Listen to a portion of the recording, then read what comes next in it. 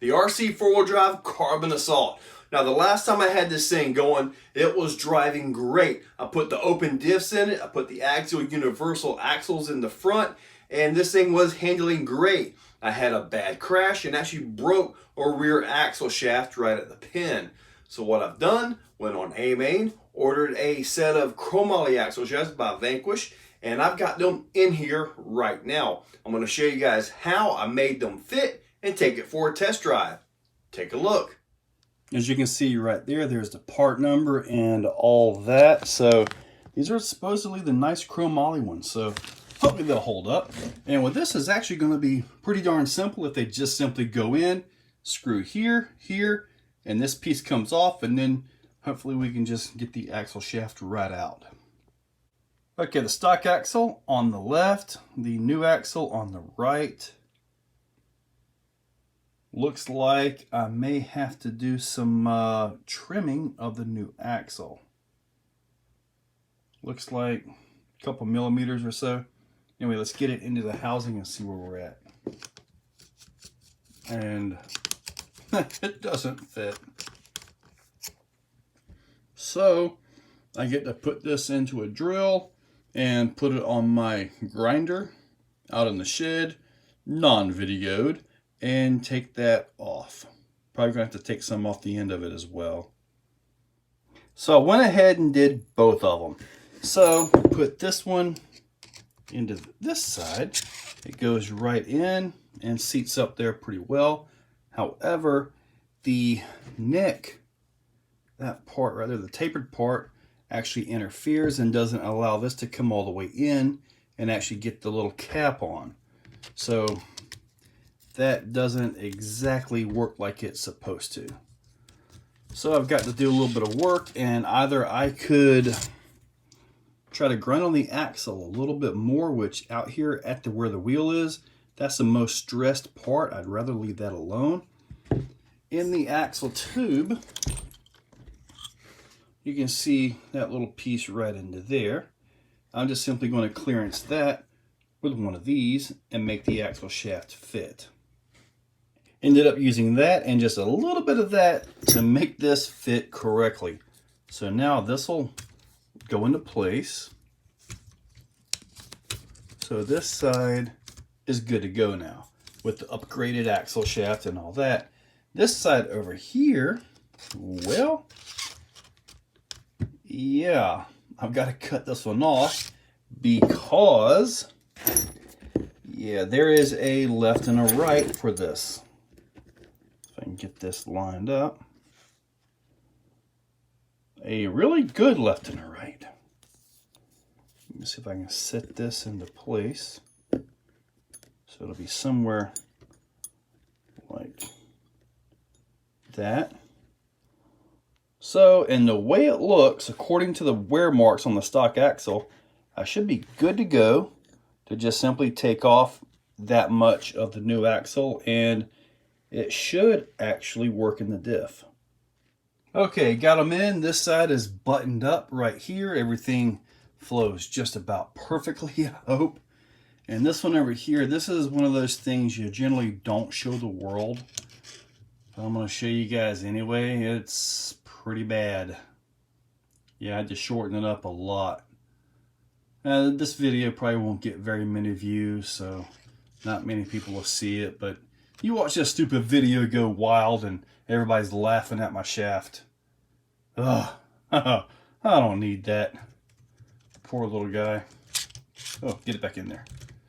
Okay, I'm going to go ahead and button this up, get the wheels and tires on, make sure it works, and get it outside.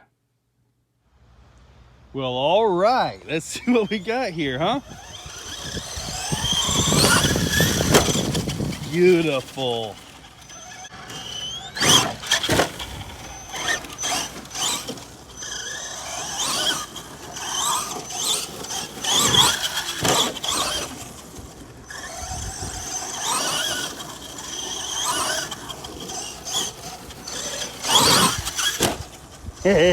Good landing. Still got those plastic chubs on the front, so gotta watch out for those.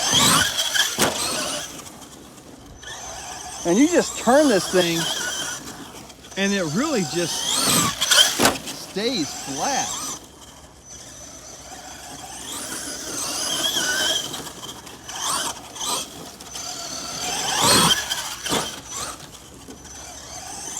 My grass is pretty high. Rain is finally calming down a little bit on it.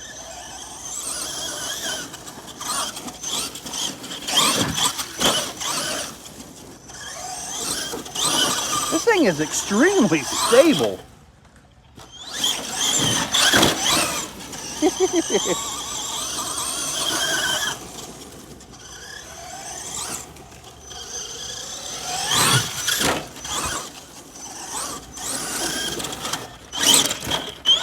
This thing is really stable.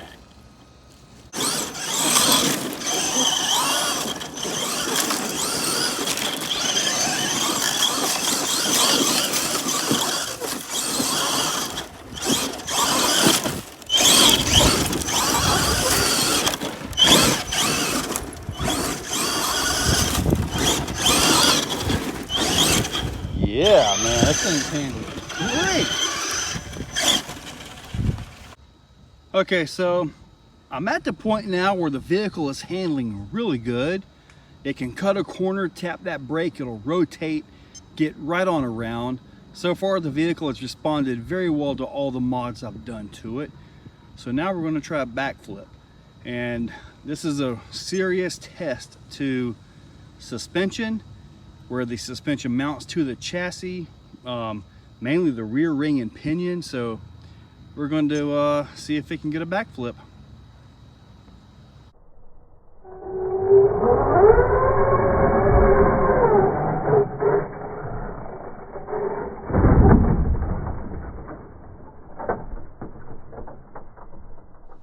That was not the best attempt. Truck is still in one piece.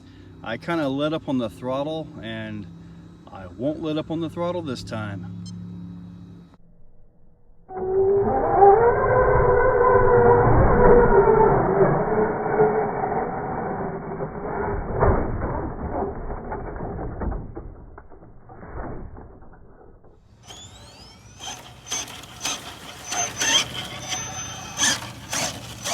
It survived!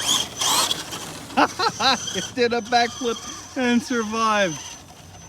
Now I'm just tempting fate here, you know. Yeah, I got that little board there, you know, because, well, oh, I missed it. Gotta get it right. Boom! No bounce, no anything. That was possibly a boring backflip. So I guess we're gonna hit them ramps just a few more times.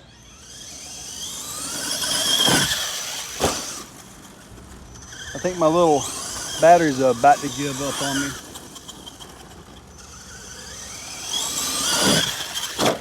Woohoo!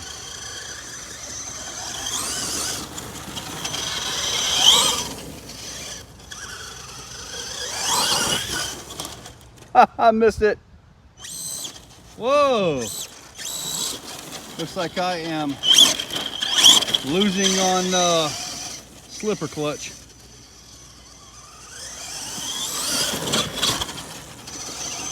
Now I can't even hit it.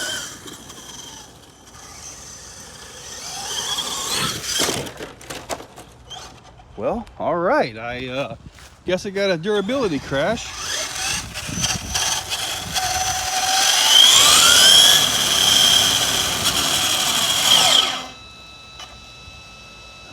Let's see here. Looks like I'm missing a bolt out of that, so that's probably part of my slipper clutch issue. Looks like the body mounts have shifted a little bit. Might have to do a little work on those, but I'll push these back up. Oh yeah, they sure did. They rotated. I'm gonna add some kind of a support to them. That's there now. All right. Oh, wow. I'm really losing the clutch, but only when I hit reverse. Forward's still holding pretty good.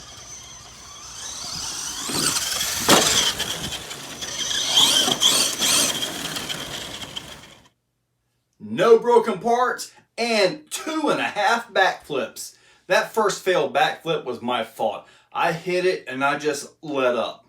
You know, with my other truck, the black truck, that thing's got just insane power and it just flips like that. This one, I had to hang on to that throttle, but it got it twice. Once in slow motion. The reason I did the slow motion for the failed and then the the one I completed was usually if I'm in slow motion and something breaks, it's easier to diagnose what exactly the hit was that broke it. But nothing broke. Everything did fine. Now, the rear axle shafts, they required some modification. Had to work on one a little bit more than the other. Yes. But the only issues I had with this were a couple wheel nuts coming loose and, well, having to straighten the body mounts up. I'm going to take care of that with some supports and just use some carbon fiber tube that I've got and some shoe goo or Amazing Goop or E6000 and just simply glue them into place to brace them up. That'll be taken care of. So this was a good run. This was a good run. I really like how stable the thing is. I mean, I can just sit there, run it, turn it, and unless the rear sway bar comes loose, which I had to tighten that up a few times, it could use a much stiffer rear sway bar. But hey, the thing is running pretty darn good.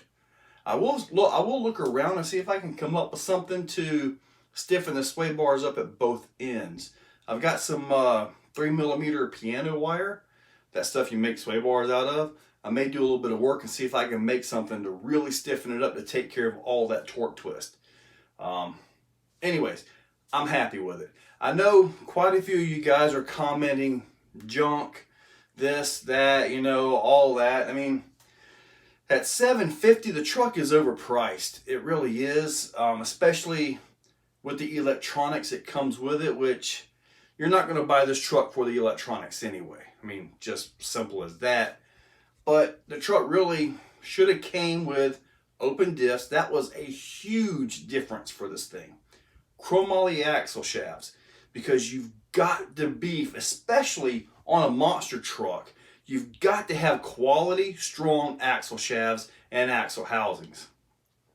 The axle housings are proven to be pretty darn good. Haven't had any issues with those, just with the plastic C-hubs and knuckles. Those should have been metal out of the box. Still waiting on those. Hopefully I can find some in stock somewhere, sometime, because I do believe at this point that will finish this truck up. This truck will be pretty much set to go. And then once I get it to that point, guess what? We're going to put this up against my black truck. The one with the 1/8 scale motor and 4-wheel steer Kyosho Mad Force axles. It's just insanely built. You guys have saw that truck, especially during the whole Kevin Talbot thing where we all did the little stuff and all that. That was a lot of fun.